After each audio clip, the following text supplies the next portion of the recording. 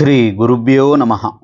தெய்வத்தின் குரல் இரண்டாம் பகுதி 75வது தலைப்பு. கிருஹஸ்தாசிரமம் என்ற இல்லறம். அந்தணனின் அன்றாடம். இத்தனை சம்ஸ்காரங்களை இந்த கால பிராமணர் செய்ய முடியுமா?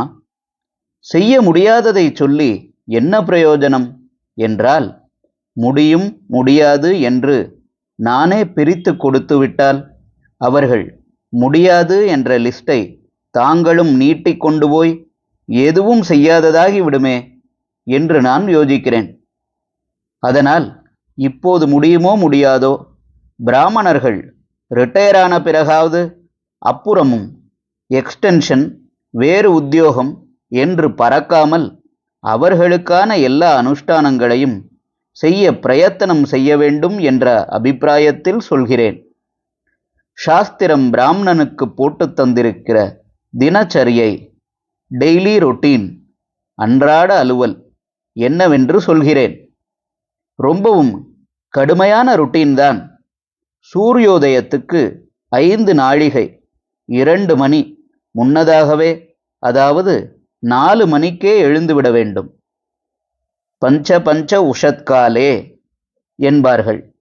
5 பெருக்கல் 5, அதாவது 25வது நாழிகையில் என்று அர்த்தம். முதல் நாள் சூரியாஸ்தமனத்திலிருந்து மறுநாள் உதயம் வரையுள்ள 30 நாழிகையில் 25 நாழிகையின் ஆனபின் என்று அர்த்தம். இதிலிருந்து சூரியோதயம் வரை பிரம்ம முகூர்த்தம். இப்படி விழித்து கொண்டு பல் துலக்கி பச்சை ஜலத்தில் ஸ்நானம் பண்ணிவிட்டு சந்தியாவந்தனம் செய்ய வேண்டும். மற்ற ஜபங்கள் செய்ய வேண்டும்.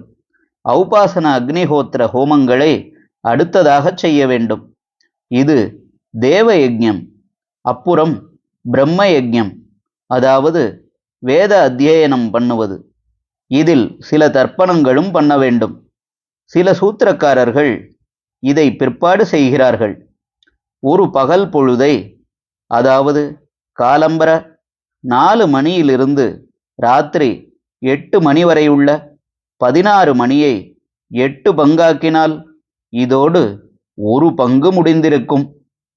2ஆம் பாகத்தில் அத்தியாபனம் என்பதாக வேதத்தை சிஷ்யனுக்கு ஓதுவதில் ஆரம்பிக்க வேண்டும். அப்புறம் பூஜைக்கான புஷ்பங்களை தானே பறித்து வர வேண்டும். பிறகு இவனுக்கு சம்பளம் என்று இல்லாததால், மூலதனமாக போதிய மானியம் இல்லாவிடில், வாழ்க்கை செலவுக்காகவும் யஜ்ஞ செலவுக்காகவும் பொருள் அர்ஜிதம் செய்ய தக்க சத்பாத்திரங்களிடம் போய் திரவியம் வாங்கி வர வேண்டும். இப்படி தானம் வாங்க, அளவோடு அத்தியாவசியத்துக்கே வாங்க பிராமணனுக்கு உரிமை உண்டு. தானம் வாங்கினதில் கணிசமான பகுதியை இவன் யஜ்ஞத்தில் ரித்விக்குகளுக்கு தட்சிணையாக தானம் கொடுத்தும் விடுகிறான் என்பதை கவனிக்க வேண்டும். பிராமணனுக்குரிய 6 தொழில்களில் பிரதிக்கிரகம் என்பது தனக்கு வாங்கிக் கொள்வது. தானம் என்பது இவன் பிறருக்கு கொடுக்க வேண்டியது. பிராமணனுக்கு மட்டும் தானம் வாங்க ரைட்டா என்கிறவர்கள், அவன் தானம் கொடுக்க வேண்டுமென்றும் விதிக்கப்பட்டிருக்கிறதென்பதையும், முக்கியமாக இப்படி கொடுக்கவே தான் அவன் வாங்கினான் என்பதையும் கவனிக்க வேண்டும்.